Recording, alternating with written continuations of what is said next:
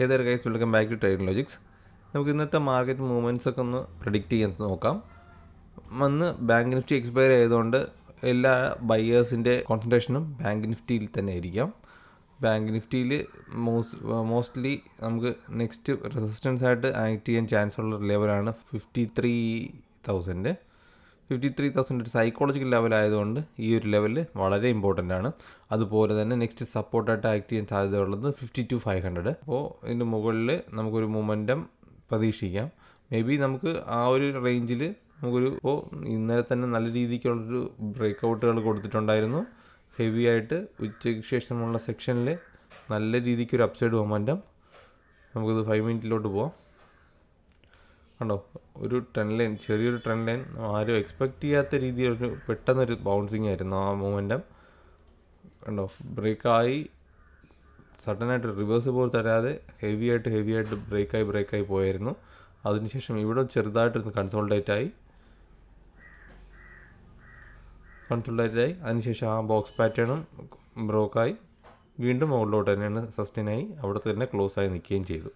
അപ്പോൾ മാർക്കറ്റ് നല്ല ഹെവി ആയിട്ട് ബുള്ളിഷ്നെസ് ഉണ്ട്. അപ്പോൾ മാർക്കറ്റ് അപ്സൈഡ് പോകാനുള്ള പൊട്ടൻഷ്യൽ ഇനിയും സാധ്യതയുണ്ട്. അപ്പോൾ മാർക്കറ്റ് മുകളിലോട്ടുള്ള എക്സ്പെക്റ്റേഷൻസ് ഇപ്പം പുതിയ ഹൈ ക്രിയേറ്റ് ചെയ്ത് പോവുകയാണ്. പുതിയ ഹൈ ക്രിയേറ്റ് ചെയ്ത് മുകളിലോട്ട് പോകുമ്പോഴേക്കും ഒരു റീട്രേസ്മെൻറ്റും സാധ്യതയുണ്ട്. അപ്പോൾ നിഫ്റ്റിയുടെ കാര്യം നോക്കാം. നിഫ്റ്റിയിൽ ഇന്നലെ ഓൾ ടൈം ഹൈയും ഇന്നലെ ബ്രേക്കായി. അപ്പോൾ ഇന്ന് ഇപ്പോൾ ക്ലോസ് ചെയ്തിരിക്കുന്നത് 23,700 റേഞ്ചിലാണ്. അപ്പോൾ നെക്സ്റ്റ് മൂവ്മെൻറ്റും പോസിബിൾ ആയിട്ടുള്ളത് 23,800 ആ റേഞ്ച്, 24,000 ഈ ഒരു റേഞ്ചിലോട്ട് നല്ല രീതിക്ക് ഒരു റെസിസ്റ്റൻസ് വരാനായിട്ടുള്ള ചാൻസ് ഉണ്ട് നിഫ്റ്റിയിൽ. അപ്പോൾ ഇതിലും നമ്മുടെ 5 മിനിറ്റിലോട്ട് പോകുമ്പോഴേക്കും ഒരു ബോക്സ് പാറ്റേൺ, ഒരു ചെറിയൊരു പാറ്റേൺ ഫോർമേഷൻ കഴിഞ്ഞതിന് ശേഷം ഒരു റീട്രേസ്മെൻറ്റ് തരാതെയാണ് അവിടെ നിന്ന് മുകളിലോട്ട് പോയത്. അപ്പോൾ ബുള്ളിഷ്നെസ് ഹെവി ആയിട്ട് സ്ട്രോങ് ആയിട്ട് സസ്റ്റെയിൻ ചെയ്യുന്നുണ്ട് എന്ന് തന്നെ പറയാം. ഇത് ഗിഫ്റ്റ് നിഫ്റ്റിയാണ്. ഗിഫ്റ്റ് നിഫ്റ്റിയിൽ മാർക്കറ്റ് അപ്സൈഡ് തന്നെയാണ് കാണിക്കുന്നത്. പ്രീവിയസ് ഡേ ക്ലോസിന് മുകളിൽ പോകാനായിട്ട് മാർക്കറ്റ് ശ്രമിക്കുന്നുണ്ട്. അതുപോലെ തന്നെ ഡൗ ജോൺസ് നോക്കാം. Dow Jones futures previous day ക്ലോസിന് താഴെയാണ് ട്രേഡ് നടന്നുകൊണ്ടിരിക്കുന്നത്. ഈ ഒരു ലെവലിൽ നമുക്കൊരു റെസിസ്റ്റൻസ് ചാൻസ് ഉണ്ട്. അതിനുശേഷം നെക്സ്റ്റ് സപ്പോർട്ട് ഇതിന് താഴെ ഉള്ളൂ. പ്രീമിയം ബേസിൽ നമുക്ക് ചാർട്ട് നോക്കുമ്പോഴേക്കും മൂവ്മെൻറ്റ്സ് പോസിബിൾ ആയിരുന്നത് ബാങ്ക് നിഫ്റ്റിയിൽ ഓൾമോസ്റ്റ് ഒരു സെയിം ലെവലിൽ തന്നെയാണ് ബാങ്ക് നിഫ്റ്റി ട്രേഡ് ചെയ്യുന്നത്.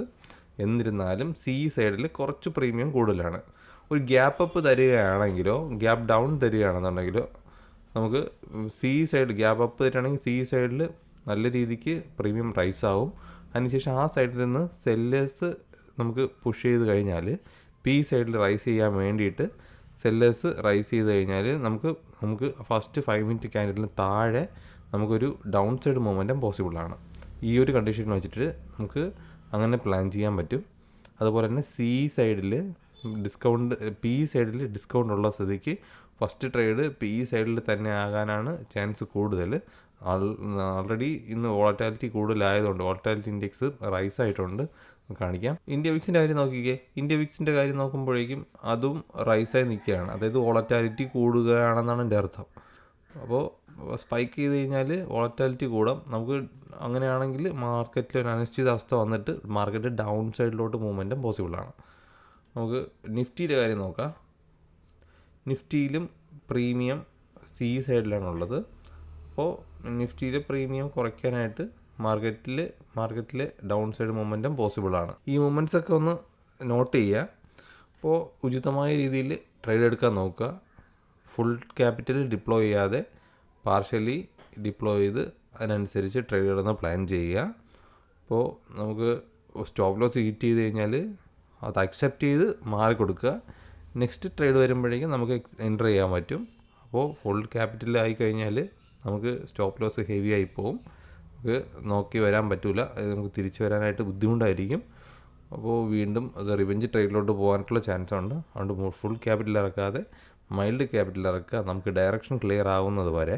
അതിനുശേഷം നമുക്ക് സൂപ്പറായിട്ട് ട്രേഡ് ചെയ്യാൻ പറ്റും. That's it guys. See you next video. By.